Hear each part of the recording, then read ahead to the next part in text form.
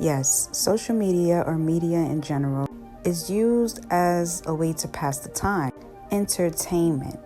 But what's also taking place here, while your senses are being engulfed into a 4 to 5, 6-inch screen, your inner senses or your inner spheres are being entrained or entranced into a distorted or even a hypnotic perception of reality.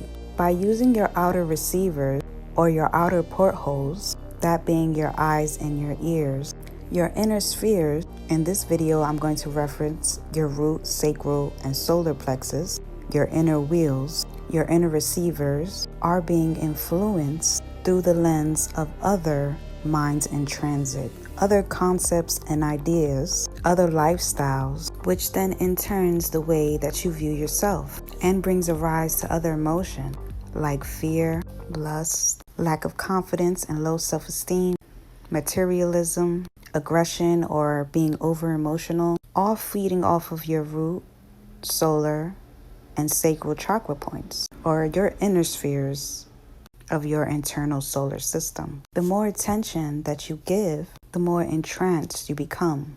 A feeding frenzy. At this point, technology has become the source. It has become the higher self. Think about how many people use Google in a day.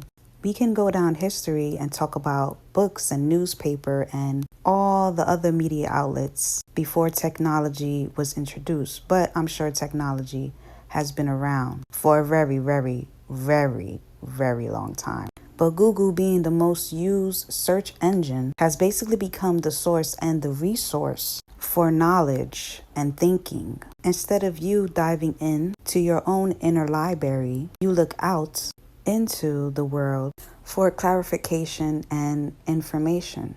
Instead of being influenced by your own inner guidance, you become this shell or this vessel for the influences of these existences outside of yourself.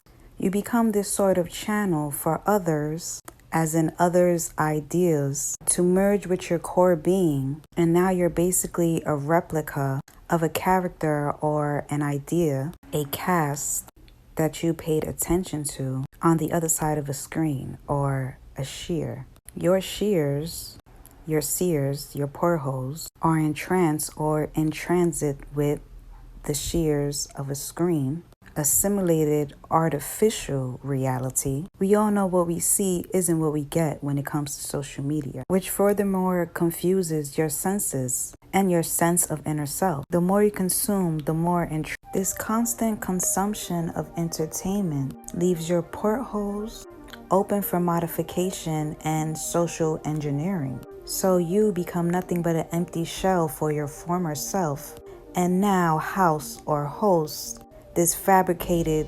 personality. Like a clone of a clone of a clone, you become what you see and what you ingest constantly. And if these three lower veils of self, that being the solar, sacral, and root, are constantly being the target of influence, in turn, the rest of your chakra points will become imbalanced as well. Now, when you think of the three monkeys, the three wise monkeys, I believe, see no evil, hear no evil, and speak no evil.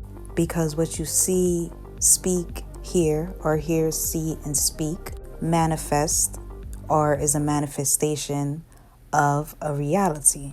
And a manifestation of reality starts in your mind. So that is a clear reference to be wise about what you are indulging into, visually, auditorily, and verbally. Be wary of not to become what you see. This is where discipline comes in.